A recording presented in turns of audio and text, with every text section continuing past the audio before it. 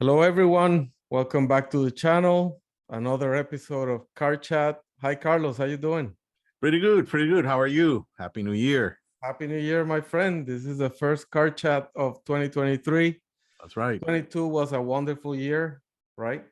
Yep, no Awesome. doubt We about it. went to see a Formula One race. You came to visit. We did a whole lot of content. You have a new car. In 22, I have a new car. It was a lot of fun, but I have a feeling that 23 is going to be even better. I think so too. I think there's a lot of new things coming for 23. Right? Well, then we're not aware of it yet. We'll find out, but We'll find some other out. stuff. We'll find out. So we thought, all right, how can we start the year? And we said, these unscientific opinions here in terms of what we think will be the big trends in the auto industry or cars or the car industry for 2023, given everything that is happening and what we saw in 22 and what we can anticipate will happen in 23. So this is just a discussion on what we think will be the trends, and maybe I give it a start, and then you go from there. How about All that? right, fair enough. All right. So listen, I think the whole electric vehicle revolution, in a way, has lost momentum. That's what I think, and I think sales are incredible. They continue to be.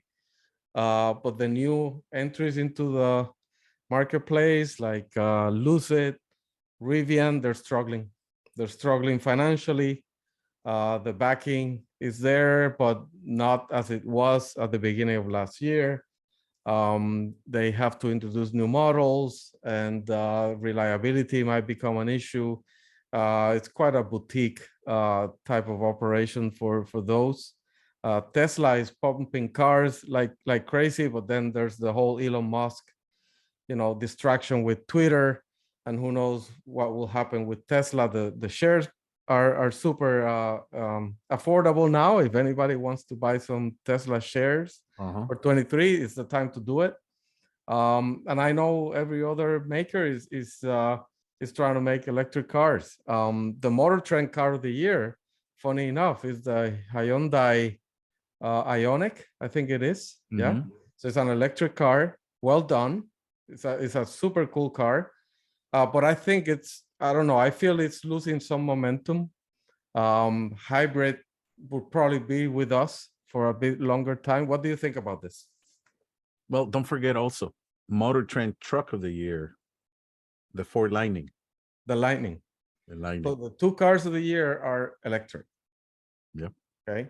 I know. Everyone's drinking the Kool-Aid. I'm not saying, So, yeah. man, you packed a lot of information in that little paragraph. So let's break it down the best we can. First, you mentioned the hotness of EV sales momentum is slowing down. Yes, it is. Obviously, everybody's looking at the interest rates. Rates have gone up significantly. Car loans are up. Supply chain, even though has improved some, it's not totally improved. Oh, not yet. Shortage of vehicles is still there. Prices are still high. We noticed in the used market, the peak for car prices already burst, and we've seen a decline in the pricing of vehicles, and in part is because the demand is slowing down. Everybody's restraining a little bit and thinking about maybe 2023 is a year that we will have the recession, as everybody keeps talking about, maybe a moderate or soft from that point of view, but maybe, and I hope it's a short-lived one, but some people say it could be soft, but maybe long-lived. Could be 2 years, could be 3, who knows? We don't know. So there's a softening in the market to begin with, and the demand for the vehicles. Right. You mentioned Elon Musk. Well, he is currently distracted. There's no other way. Wild card. Is a wild card. There's no other way to describe it. He was totally into Tesla, and then shift momentum to SpaceX and do all the good stuff that they've been working on. And suddenly he decides that he wants to be a champion for free speech and take over Twitter. And that has to be very nutty. Yeah, just to say the least. I don't know. To me, I'm not interested in any part of that. I personally don't follow Twitter, don't do much of that stuff. So I don't care much of what goes in that space. But the guy's distracted. It's impacting Tesla. He sold a whole bunch of Tesla shares in order to finance the Twitter operation, and then it's losing momentum. That's the way I look at it, right? Not only that, did you notice that they did offer in December incentives, $7,500 incentives to Right. purchase a vehicle? So the crowd that was all in up front, let's go for it, and that has slowed down. And you got to look at so who do we got the next level of customer available that wants to Right. get into EV space, are going to get into a space where Tesla has been dominating, or they're going to start looking at all these other new available options. Okay. Which includes a lot of used cars that were not available and now are becoming available again. Yeah, that becomes part of the competition in the market, no doubt. Yes. Cars are pretty well designed nowadays, and they last pretty long time. So a 2-3-year-old car might as well be as good as a new Right. one. So to finish on the EV, what do you think about Lucid and Rivian? It's not going well. Well, unfortunately, raw material pricing hit them hard. They're not companies that have deep pockets, deep cash reserves, and they're hurting. The sales haven't been smooth, mainly in partly because their delivery hasn't been there. Yeah. They struggle a lot, both Rivian manufacturing wise, getting the vehicles ready and out the door. That costs them a lot of time and some customers for sure. And along with that, for not delivering on time, pricing caught up with them, and now they're swallowing a very bad pill. Right. They're eating a lot of that cost and not being able to totally transfer that cost to the consumers, which, by the way, it's not fun that you wait 2 years and suddenly you get an additional 20 grand bill. Yeah. It's like that's a tough pill to swallow. Especially when the big car companies are making EVs and making attractive EVs, right? And why would you go with a boutique operation that just started and you have no idea if it will just survive the financial crisis they are That is the having risk. or what? I mean, it's to me, it's quite dicey. And Right. the first 6 months of the year will tell us whether there's some recovery, but I see a shift and I see a loss of momentum. That's my take. No Right. doubt that the momentum has been lost, Yeah. in that space. The other Right. thing you mentioned, you think hybrids are going to be here longer. Not only hybrids, I think gas-powered cars still going to be a little bit longer than what people estimated. Which is horrible. I hate it, but it is what it is, right? It is what it is. So the other thing I think will happen this year is the introduction of the big halo cars that we haven't seen since maybe 2014. So that means the replacement of what will be the LaFerrari in Ferrari, Okay. their hypercar. Yep. Probably a replacement of the 918 Porsche, Mhm. another halo car. McLaren, perhaps. I mean, they just introduced the Solus. That Right. might be the halo car, but you never know with McLaren. They might be thinking about something to replace the P1 or the Senna, right? Mhm. And then Lamborghini, we know, because we've seen the spy photos, is coming out with the replacement of the Aventador, which will be a hybrid. What is it? V8 hybrid? I mean, I know it's more than 1,000 horsepower. Yeah, I think it's a V8 hybrid. So Halo cars for all Are they going to be all hybrid? All these Halo cars? apparently, like they were in 2014, right? Because they all want 1,000 horsepower or more, right? I don't know if Ford is planning on doing a replacement to the GT. I don't think so. They just introduced the last version, but this is coming. I think this is coming this year. So that will make for an exciting first few months of the year as these companies try to upend each other like they did when the P1, the 918, and the LaFerrari came out, right? Yeah, that would be interesting to watch how they all try to bring Their new Halo car is spicing it up with a little bit of a green dust, if you want to call it, to say, me too, I'm doing something for the environment. Wow. I'm giving you 1,000 horsepower plus with the hybrid. That's a very eco-friendly approach. Come on, you know better than that. If it is not tied into a very powerful V8, V10, or V12, then or some of the V6s, what are we talking about? The real power, unless you go for electric, the electric element will be just an enhancement. And Right. yes, it will work in a hybrid mode and it will help you. But the goal of these cars is give you more power. It's not about, the benefit comes with it for being a little bit more efficient and save you a little bit of gas, but that's not the goal of these cars at No, all. that's not the goal. It's to be king again, right?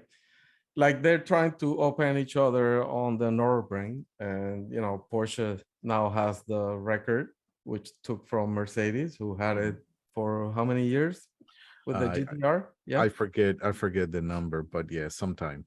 So now the Porsche, the 911 GT3 RS, the new one, which is, by the way, my dream machine at the moment, is incredible. It's got the record for non-hybrid cars. Yeah. Non-hybrid cars. So that, I think that's gonna be interesting this year. It's another trend. Anything else you see happening this year?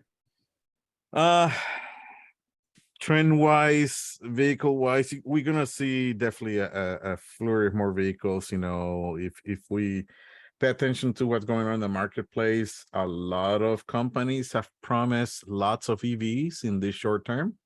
So I expect to see some of that coming. Just look at their announcements and publishings, for 23, 24, maybe more hybrids come in, offered on the table, and maybe some vehicles sunsetting, right? Watch the space. We know some ICE power vehicles are going out. Yes. GM is Xing some of them out. We might see some new offerings from them on the new Corvette. Who knows? Watch the space. Yeah. They may get into an SUV Corvette. I'm gonna interrupt the video here and put a montage with sad music of some of the cars that we're losing.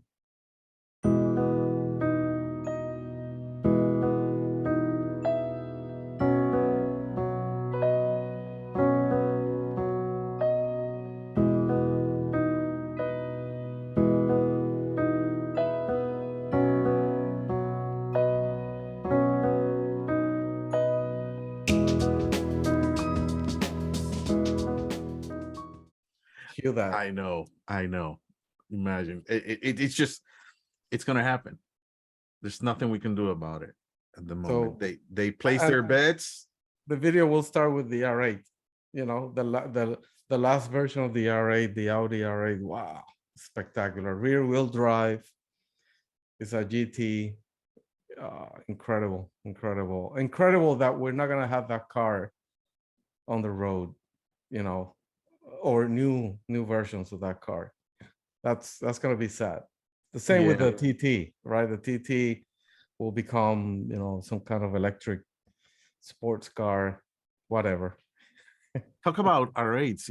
We need to do a video of all the things you have done lately to Ghost. I am very intrigued and would like to see a lot footage in that. Yeah, stay tuned. All the because, fans, there's watch. a video coming of the last few mods that we have done, and then we need to talk about my reactions, right? So that's True. probably, oh yes. Let me tell you, it's amazing. But yeah, that's another thing. And you know what? I think going back to the first topic, Carlos, I think, again, non-scientific, this is me, but storms like the ones in Florida, right? And the snowstorms, I mean, that creates an issue when the power grid is impacted. And then your electric vehicle is a very expensive piece of shit metal. You can't do anything with it. And I think what I'm trying to say is there has to be a way to get solar power in electric vehicles, or a better sort of, battery grid across the nation before this is like properly Well, established. Yeah. since you mentioned that, I will say that one of the best examples, I'm not saying this because it's a Ford, but if you look at the F-150 hybrid vehicle that have exportable power, Yes. if we had hybrids with exportable power, that serves as a bridge between what we know of today. And we know storms are not going away, you know, they get worse, you know, more this, more that. They could serve as your backup supply in a house when you're out of power 1, 2, 3, 4, 5 days, and then some. No, You that's know? super cool. That's the lightning, and that's like my favorite feature. It's unbelievable. Coming from Puerto Rico, you and I, Yeah. we know when we lose power, we don't have a generator, we're dead. And if you can plug your truck to your house and Yeah. power the fridge, I mean, that's like spectacular. My friend did it. My boss did it. He had it. I mean, I got plenty of examples where people have taken their hybrid F-150 today that is powered by a V6 in the front, twin turbo, and that sucker, you know, it just powers up the house, the batteries, and it can go through the night, the next day, and the next day, and the next day. So, Right. and guess what? If you need to go get gas and fill it up, and you still power your house. Yeah. Electric, that could be another story. Full electric, yeah, you can get exported power, but eventually you may run out unless you have your own backyard full of either windmill or big solar cells in your roof and whatnot. Not everybody has that. No, no. So more to come. More to come. We'll see what happens. Again, we're sad to see some things going like the V10s and other engines, but yeah, it's gonna be an interesting 2023, Carlos. I think so. You can expect many good things from Garage Bots. We're gonna make some interesting content, some useful content too, because I know you're working on a video Yes, that has to do with winter, and I think That's that's right. gonna be key. Living in Michigan, who better? Yep. Right. Auto engineer living in Michigan. So that's coming very soon, and everyone stay tuned. Right. We got plenty of topics coming up. We just wanted to start the year with something, to get everyone's imagination going. Let's That's right. put more comments in the discussion. Make sure that you give us your opinion about what you think are going to be the trends of 2023 and beyond. And challenges. And challenges. And we're going to keep talking about it. So yeah, Carlos, thank you again. You're welcome, buddy. All right. We'll talk again soon. Remember to subscribe. I'm going to put the information down below. And thank you for subscribing and following on Instagram and Facebook. So thank you, Carlos. Take care. Take care. Have a Cheers. good one. Bye. Bye.